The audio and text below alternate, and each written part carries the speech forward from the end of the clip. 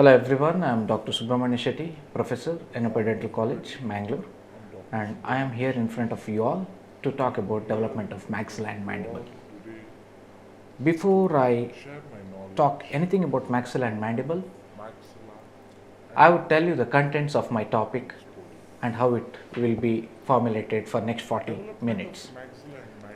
So I'll be starting with the introduction, prenatal growth of maxilla, pharyngeal arches, postnatal growth of maxilla, theories applicable, prenatal growth of mandible, postnatal growth of mandible, theories applicable, time of growth in width, length and height, conclusion, and of course the reference in the final wordings. So let's talk about introduction. It's all started from when sperm enters the mother uterus. The sperm travels through the fallopian tube. In the fallopian tube, the ovary eggs, the sperm meets with the ovary eggs and forms the zygote. These zygotes are kept on dividing into multiple times by mitotic or meiosis division, and these cells are formed later called as blastocytes. So the sperm meeting the eggs forming the cells called zygote is called as fertilization. So embryo is developed because of the blastocytes reaches its final steps in its implantation process, that is into the inner lining of uterus, and it evolves in many structure or many steps and forms a structure called as embryo. These embryo are later going to give us internal organs and external structures begins in development. At this point, internal organs and external structure begin to develop. So these embryos are future giving rise to the internal organs and external structure. So from the sperm entering the mother uterus till the embryo formation, it is almost a 4th week of intrauterine life, and that is where we doctors are interested in, because our profession we are more interested towards the development of dentofacial structure. The first evidence is the 4th week of intrauterine life, where we are finding developing brain and pericardium form as a 2 prominent bulges on the ventral aspect of the embryo. So mesoderm of the foregut is arranged in form of 6 bars that runs dorsoventrally in the side wall of foregut, and that is called pharyngeal arches. And initially there are 6 pharyngeal arches. 5th one disappears as soon as it forms. In human, normally 5th arch will not be there, and it is separated by 4 buccal grooves. The first arch is called mandibular arch and second one is called Hayard arch, and these arches, as I said, it is separated by groove on one side and other side it is formulated as a pouches. As you can see, as you all can see in the diagram, where the pouches, the first pouches will give us tympanic membrane, auditory tube, mastoid antrum. Second pouch will give us a crypts of palatine tonsils. Third pouch will give us an inferior panthyroid and thymus. Fourth pouch will give us superior parathyroid and parafollicular cells.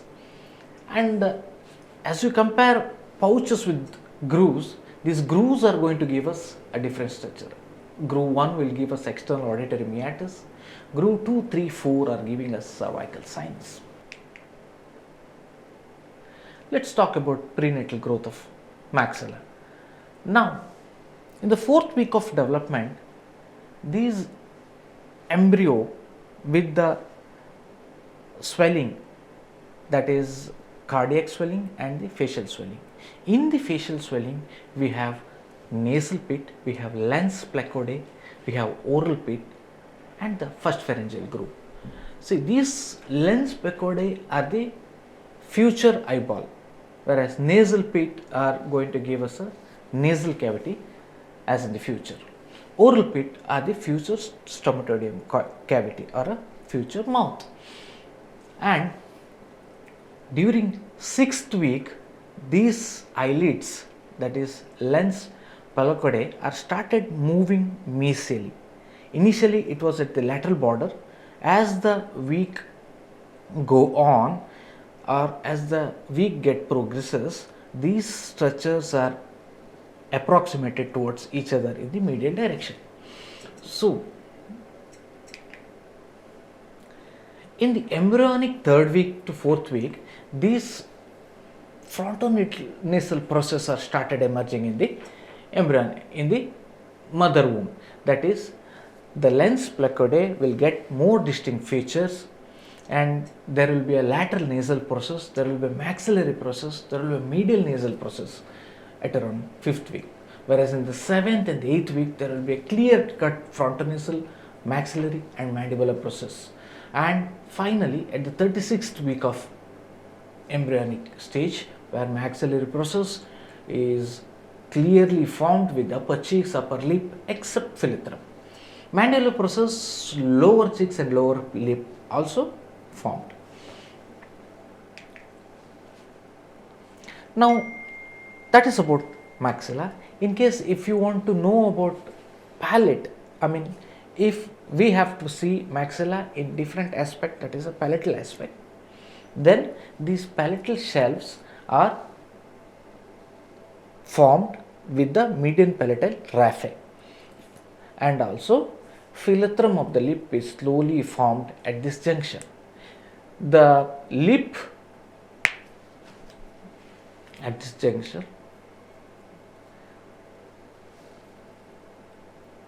initially at the palatal incisive, initially these median palatal raphe are formed with the primary palate and secondary palate. Later, slowly these lateral palatal shelf of the maxillary process started appearing there. Once initially the medial raphe will be there, later the lateral palatal shelf of maxillary process started appearing. This will appear along with the nasal septum.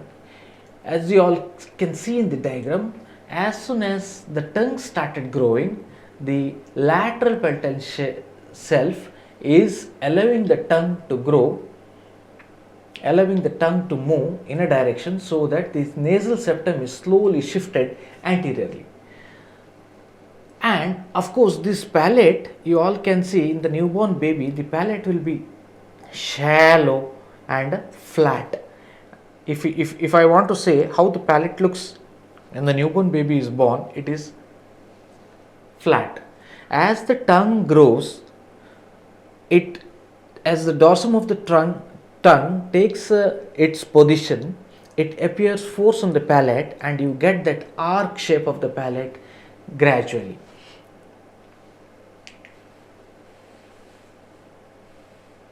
This is how suture is formed. You can see the lateral process of palate, lateral half of the palate. It is approximating at the rugae area at the initially, then slowly these two are started fusing in the posterior direction. Well, this is a very, very important clinical implication if I would want to give you. In case of any sort of failure of fusion in these processes, as I mentioned earlier, maybe a medial nasal, lateral nasal process, or even the medial nasal process, later it will give us cleft lip and palate. So, postnatal growth of maxilla. Now, postnatal growth of maxilla will be discussed under 3 headings, that is displacement, growth at the suture and suture remodeling. Now, this primary displacement is when the growth in the maxilla itself takes place. Because of that, the maxilla shift anteriorly, that is primary displacement. Secondary displacement, the growth is happening because of the surrounding bone growth. It is not because of maxilla alone. Even the surrounding bone growth, it pushes the maxilla downward. That is why it is called secondary displacement. The growth of the suture, it is mainly happens because of the soft tissue matrix. This soft tissue matrix will pull the bone, maxillary bone, apart from the cranial base. Because of that, there will be a space between these two bones. where the future suture is formed in the crisscross manner, and these sutures are also get deposited with the newborn growth. Now because of that also maxilla grows downward and forward. Now if you want to see more about the surface remodeling, more about the maxillary growth, then we have to knock the door, called surface remodeling. Surface remodeling where you have many bones, which union of bones which forms later the maxilla. Maxilla is a huge part of a bone of the face where it contains many bones, that is alveolar bone, you have nasal spine, you have floor of the orbit, you have maxillary tuberosity. So all these bone together forms the maxilla. And also when the maxilla is growing after birth, there will be a lot of remodeling happening in these bones. That is, alveolar bone also get deposited initially, and there will be a slight resorption in the nasal cavity, whereas deposition in the floor of the orbit. All this makes the maxilla to grow. Now Enloe said these palate normally grow in the V principle, that is, initially it will be deposited medially and resorption at the lateral border. So prenatal growth of mandible. Now that is all about maxilla, and next is mandible. Prenatal growth of mandible, it is mainly from the first arch called mandibular arch. At this stage, mandibular arch forms the lateral wall for the stomodium. At the initial stage, mandible itself forms the lateral wall of the stomodium, since there is no other structure which is very much evident during growth. So mandibular arch gives off a bud from its dorsal end, that is maxillary process. So this maxillary process grows ventromedial, cranial to the main part of the arch. So what is Meckel's cartilage? These are derived from the first brachial arch at around 41st to 45th day of intrauterine life. It provides template for the subsequent development of mandible. It extends from cartilaginous, that is otic capsule, to symphysis. And normally these Meckel cartilages are the real template for the future mandible to grow. So proximal or cranial end, which is later gives rise to ear capsule, and the other side the symphysis by mesodermal tissues. So Meckel cartilage has a close relationship to the mandibular nerve, because at this junction between the posterior and the middle third, where the mandibular nerve divides into lingual and the inferior arch. So ossification of Meckel's cartilage is also very interesting. It is like osteogenesis by production of the neurotrophic factors. At the 6th week of intrauterine life, the region of the bifurcation of infraalveolar nerve into the mental and foramen, there the ossification, hint of the ossification starts. So ossifying membrane is located lateral to the Meckel's cartilage, and it is accompanying to the neurovascular capsule. So this ossification, initially it spreads below and around the infraalveolar nerve, later it will spread outward. So the spread of the inframembrane ossification dorsally and ventrally from the body and ramus of the mandible. That's because it is first spreads below and around the infraalveolar nerve, then later it shifts upward, and when it shifts upward, this intramembranous ossification, it is mainly happens because of the intramembranous ossification. It spreads dorsally and ventrally, that mainly forms the ramus and the body of the mandible. And this fate of the Meckel cartilage normally disappears by 24th week of conception. Then small part of Meckel's cartilage may transform into sphenomandibular and antemandibular ligament. Ventral end forms, these ventral end forms the accessory endocardial ossicles that are normally incorporated into chin region. So we have mental ossicles, that is the remaining Meckel's cartilage. These can give rise to mental ossicles. You have incal and malleus, sphenomandibular ligament, anterior ligament of malleus, and spine of sphenoid. Before the Meckel cartilage disappears, it gives rise to all these following structures. So secondary accessory cartilage appears between 10th and 14th week of intrauterine life. that is head of condyle, part of condylar process and mental protuberance. Now let's see how this endocardial bone formation takes place. It mainly is seen in three areas, that is condylar process, coronoid process and mental region. So condylar cartilage, mainly in the 5th week of intrauterine life it is seen. It is mainly because of mesocondylar condensation. It is happening above the ventral part of developmental mandible. At around 10th week of intrauterine life, so at around 10th week, it develops into the cone-shaped cartilage, into the cone-shaped cartilage. This ossification starts at the 14th week of intrauterine life, and it is the first evidence of endocardial bone that is appeared in the condylar region. At least at around by 4th month, it migrates inferiorly and fuses with the ramus. So 4th month onwards, it is replaced by bone, but proximal end persists into adulthood, that is growth cartilage, articular cartilage. These cartilages are maybe there till 20 years of adulthood. This is the main key factor for any orthodontist to play with this cartilage and get the fixed functional appliance result. So this brings changes in the mandibular position and form. That's why we orthodontists always target these cartilages. So mental region, you have 7 months of intrauterine life where the two cartilages appear on either side of the symphysis. They form mental ossicles, that is kind of fibrous tissue, and they become incorporated into intramembranous bone. So when symphysis ossifies completely, first year of postnatal life, this is very, very important because these are the time when symphysis ossifies. At the first year of postnatal life, it gets ossifies. So coronoid process 10th to 14th week of intrauterine life, where secondary cartilage appear in the region of coronoid process. So it grows in response to developing temporalis muscles. So coronoid accessory cartilage become incorporated into expanding intramembranous bone of ramus. It mainly disappears before birth. So this is all about prenatal growth of mandible. Postnatal, the mandible undergoes largest amount of growth postnatally. It exists largest variability in morphology, appears as a single bone. Now, sequence of growth, if you see mandible will grow widthwise, lengthwise and heightwise. And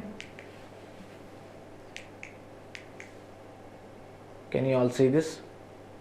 Widthwise, lengthwise and heightwise. And this growth in width is compared before adolescent growth spurts. See, intracanine width does not increase after 12 years. Both molar and bicondylar width may show a small increase until the growth in the length. That's why when you see the growing kid, the in and around the mouth or lips, not much changes compared to the lateral side of the face where he tend to put on more or he expands in that region. Growth in length, it is continuous through puberty, whereas girls it is 14 to 15 years, boys 18 to 19 years. So mandibular growth during first year, it is it happens in following pattern, that is alveolar border, distal and superior surface of ramus, you have a lower border of mandible, you have a lateral surface of the mandible. So after first year of growth become more selective, condyle shows more considerable activities, that is mandible moves more, grows downward and forward. By the end of first year of mandible appears a single bone. So it configures symmetrically as U-shaped structure as it accommodates mandibular dentition and it completes dental arch. Later it was found that mandibular growth, it cannot be simplified as anterior resorption and posterior deposition. Mandible undergo rotation pattern of growth. Mandible does not simply grow as it remodels. Normally mandible, it grows in certain, it grows downward and forward. People say apposition and deposition happens in such a way that mandible will not change its position. It is static, it will not change, but it will redirect its growth. So remodeling in such a way, mainly in mandible, it happens in L shape, that is deposition in the superior half of the medial surface of corpus, anterior half of the medial surface of the ramus, resorption inferior half of the medial surface of the corpus and posterior half of the medial surface of the ramus. So ramus uprighting also very important. Ramus gets uprighted because of the posterior border you have deposition, anterior border you have bone deposition on superior surface and resorption on the inferior surface.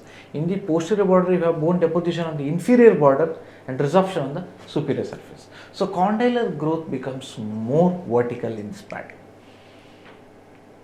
So anterior margin of coronoid process, mainly deposition takes place. Ramus appears to have rotated slightly to change the angulation.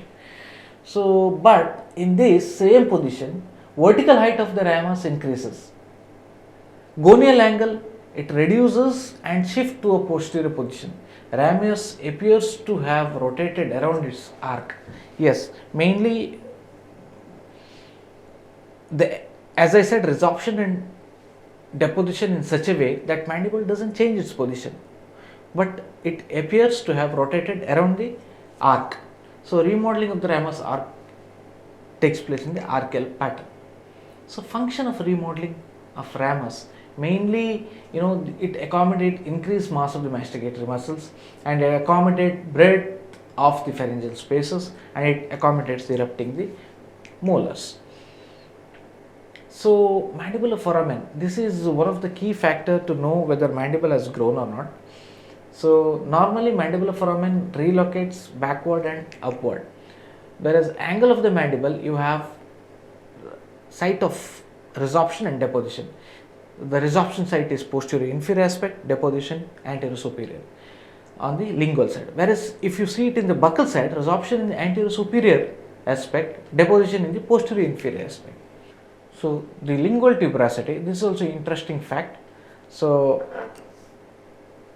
this is the mandible, how it goes. This is the condylar, this is the coronoid, and the resorption and apposition in such a way that mandible doesn't change its position. Only thing, it grow in a different direction, but it doesn't shift from that place.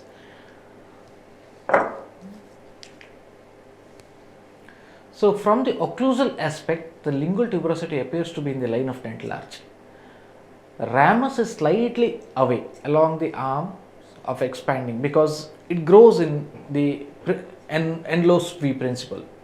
So posterior shift, definitely it will be more compared to the mediolateral growth of the lingual tuberosity. So when viewed from the lateral aspect, the lingual and maxillary tuberosity appears to be the same vertical line called posterior maxillary plane. This key anatomic plane forms the reference basis for envelope counterpart principle. So ulnar process, it develops in response to the presence of tooth buds. As teeth erupts, it increases the height by deposition at the margin, and also it adds to the height and thickness to form the body of the mandible. And these ramus, ledge extending lingual to ramus as it accommodate to eruption of the third molar.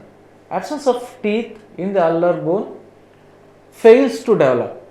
If tooth are not present or it is not erupted, ulnar bone will fail to develop. So symphysis in infants' chin is always underdeveloped. As growth of the chin becomes significant as the age advances, it is influenced by sexual as well as specific genetic factors. Males, it is prominent chin compared to the female. Mental protuberance and bone deposition during childhood is very clearly evident, whereas accentuation of prominence, that is resorption in the ulnar region, above A. So antegonal notch is also an important anatomical landmark, because this happens when the corpus of the mandible grows in a faster rate compared to the ramus, then this antegonal notch is formed. This gonial angle, it receives insertion of the masseter fibers. Here apposition in the region of gonial angle, resorption in the region anterior to it. So Frost gave an explanation in this law of electrogenesis. He said when the muscle pull is active in certain area, bone becomes more concave. So area without muscle attachment normally becomes convex. So coronite process, again it develops in the V principle. Here it is because of the enlarging V principle, deposition inside and resorption outside. So condyle, it is very, very important growth site. Head of the condyle is covered with a thin layer of condylar cartilage. Presence of condylar cartilage is adaptation to withstand the compression of that occurs at the joint. So this mainly acts as a shock absorber. So growth of the condylar cartilage is pressure adapted. So here deposition superior to surface of the condyle. So cap of a condyle is endocaudal ossification. Rest of the condyle neck is intramembranal ossification. This is very, very important. You have to remember this. So condyle grows in expanding V principle, as I said earlier. Then neck condyle relocate and move posterior and superior position around the neck. Periosteal side of the condylar neck, normal resorption happens, whereas endosteal side of the condylar neck, deposition takes place. So we have some, according to Petrovic, he said secondary cartilage is more open for external forces. So condylar zone of growth, it contains mainly proliferative cells, that is mainly skeletoblast and the prechondroblast. These cells do not secrete, they are from cartilaginous matrix, and cells are surrounded with the type 1 collagen fibers. These cell zones of growth in secondary cartilage exposed to environment, and it is more moldable to external influences. That's why it is used as an advantage in functional treatment. For an orthodontist point of view, this is very, very important. So cells of condylar cartilage are not arranged in rows. They are from primary cartilage. So condylar cartilage has a multidirectional proliferative capacity. So condylar cellular arrangement is advantageous to orthodontists, as the cells are arranged in multidirectional proliferative ways.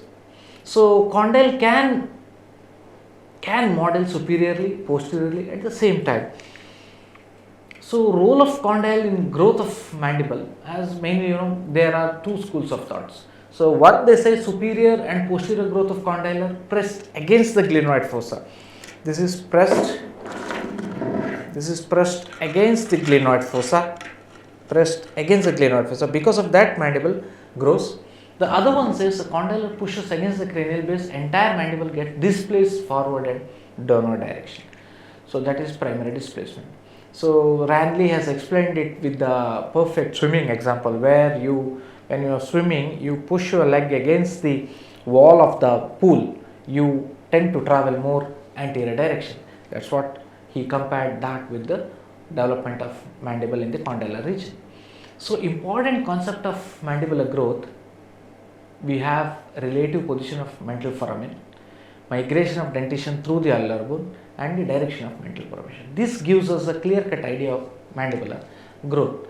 So we have premental and postmental segment were measured at different stages. So relative proportions in the life will give us a clear-cut idea. For example, if this increase in the corpus length cannot due to a condylar length, increase the relative size of postmental segment is also one of the key factor to notice in the relative position of mental foramen in the mandibular corpus. So absolute migration of dentition through the ulnar bone, it occurs in the first 2 decades. So while the position of mental foramen remain constant in relationship to the mandibular dentition, whereas migration happens only with the pronounced during eruption of the pulmonary permanent dentition. So changing the direction of mantle foramen is very, very important. When the pin is placed in such a direction, you will come to know during birth the pin is from the anterior direction. At around 5 to 7 years, pin stands straight, and during adulthood, pin directs towards posterior or backward direction. So as the age changes, at birth, the mandible, during birth, the mantle foramen opens below the socket of the 2 deciduous molar.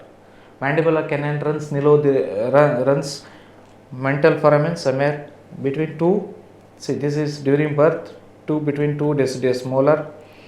Mandibular canal almost near the border of the lower border of the mandible. The angle between ramus and the body of the mandible is obtuse. This is at around 175. But as the age advances, at the childhood, this will slowly changes. 2 half of the mandible fuse during the first year of life. Now, the body becomes elongated in its whole length, especially behind the mantle foramen. So here it gets elongated. So mandibular foramen slightly above the occlusal plane and slightly above this is the mandibular foramen. This shifts slightly above the occlusal plane and angle becomes more obtuse here, gonial angle, that is at around 140. Now in adulthood, mantle foramen opens midway between upper and lower borders. Upper and lower border, midway, mantle foramen is exposed. Mandibular foramen is 7 mm above the occlusal plane and angle reduces to 110 to 120 degree. So in old age, definitely as you lose teeth, the alveolar ridges get resorbed, and mantle foramen and mandibular canal are very close to the lower border of the mandible since the resorption of the alveolar ridge has already taken place. Angle also becomes obtuse at about 140 degree. So alteration of the direction of the mantle foramen, this is very, very important.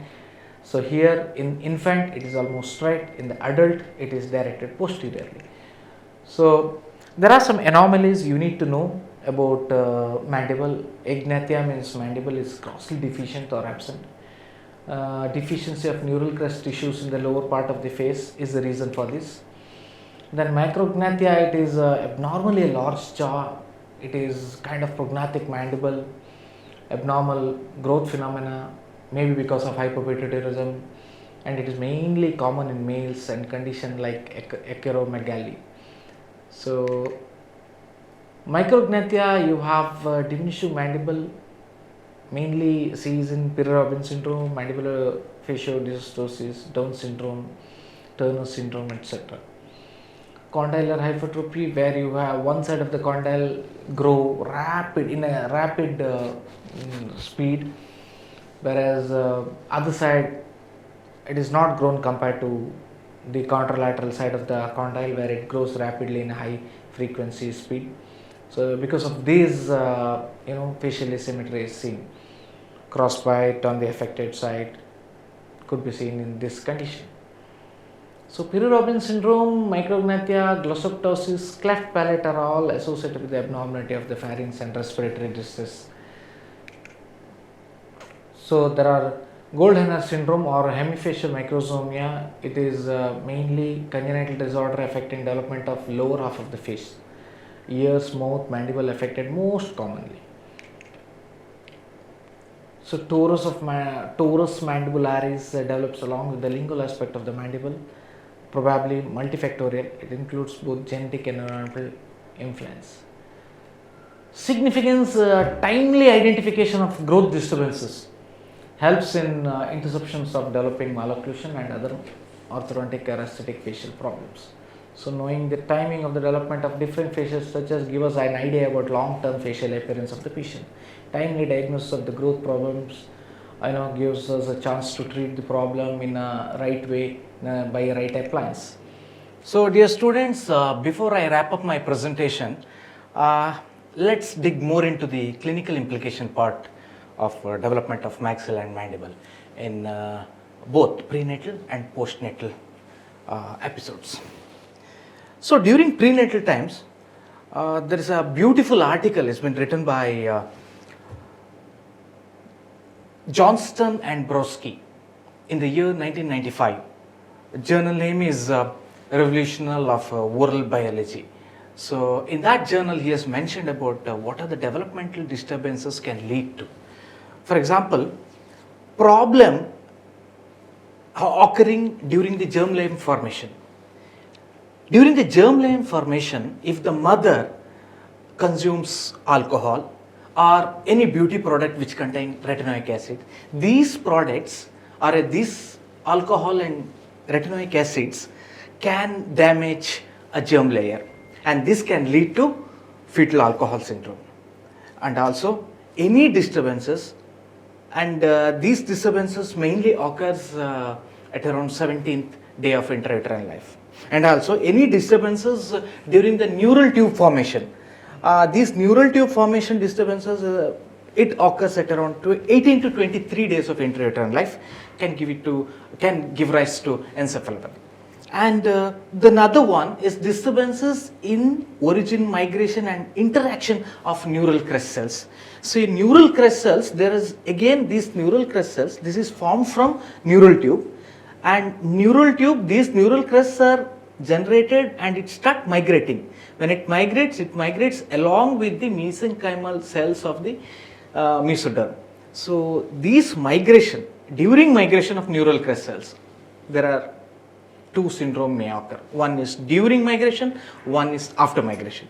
During migration, you can, these any disturbances in during migration of neural crest cells can give rise to mandibular facial dysostosis, whereas after migration it can give rise to the syndrome called the hemifacial microsomia, where only the peripheral tissues or organ is affected. You can see in that earlobe, and these structures are involved because of the migrational disturbance, that is after migration disturbance of neural crest cells. And also any defects in organ system formation, that is mainly because of failure of fusion of lateral pachyod, can give rise to cleft lip and palate, and this may occur at around 28 to 55 days. So whereas our earlier episode, what I mentioned, during migration of neural crest cells, these syndrome may occur, or any disturbances in the migration of neural crest cells syndrome may occur, that occurs in between 19 to 28 days. So defective in organ system can lead to cleft lip palate. This occurs from 28 to 55 days. So students, don't forget this episode. This is a very beautiful article which you all once have to read this. It is given by Johnston and Brodsky. And the last one is 50th day or 55th day till the last day of parturition, where there are, in this time being, where differentiation of these germ layer, which will be leading towards the formation of skeletal tissue, muscular tissue and nerve tissue. So any disturbances in this episode can give rise to achondroplasia, Crouzon syndrome, or even the other syndrome is called Eppert syndrome. You all know what is this Eppert syndrome. This is mainly occurred because of the genetic mutation. So FR1G is mainly affected here.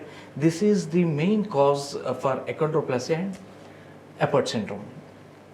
So this is all about prenatal aspects of clinical implication. If I want to further go and see the postnatal clinical implication, then as an orthodontist, as a orthodontics perspective, I would say postnatal clinical implication is very, very important for us, because this bone remodeling is mainly occurs because of two cartilages. One is primary cartilage, another one is secondary cartilage. So primary cartilage, it has got its inherent properties. So you can't grow this cartilage furthermore. because it is been surrounded by chondrocytes and an external layer. Example, nasal cartilage. You can't grow nasal cartilage as such because it has got its own inherent potential. Whereas secondary cartilage, it is a cartilage which is not surrounded by chondrocytes or even an external layer. This is where we orthodontists are very interested about, because these cartilage are very susceptible to external force and also are external stimuli. So when we apply external force, this has a potential to produce bone remodeling. That's why we target this secondary cartilage for our myofunctional appliance and also orthopedic correction. So why these things happens, one must really know. See, there are 3 types of hedgehog genes: sonic hedgehog genes, desert hedgehog genes, and one more and important one is Indian hedgehog genes. And these Indian hedgehog genes is very important in secondary cartilage role of bone remodeling. See, normally in Western orthodontics or Western countries, they don't like the idea about us giving a fixed function appliance or any appliance to 18 years or 19 years old old patients, because they think that it has got no value or no advantage. But we as an Indian, God has given us special properties of having a Indian hedgehog genes. These genes would express expresses more potential along with SOX9 genes. This get expressed whenever the force is applied to the secondary cartilage, and these cartilage may responsible for bone remodeling. That's why we get, whenever we give twin block or forces, we get this late mandibular growth. Main reason is this. So this is all about mandible. Whereas if you consider maxilla as a clinical implication in maxilla, then I would say there is something called spino-occipital cartilage. This is also kind of secondary cartilage, where when we give a face mask, this spino-occipital cartilage plays a key role to bring the maxilla little front, even after during the late growth period, when the patient is under his late growth period. Also, this appliance is active, or it is very much evident that a maxilla can be grown furthermore. This is mainly happens because these secondary cartilage helps in bone remodeling, and that is being helped by Indian hedgehog genes and SOX9 genes. So this is all about clinical implication of prenatal and postnatal, and thank you so much for patient hearing.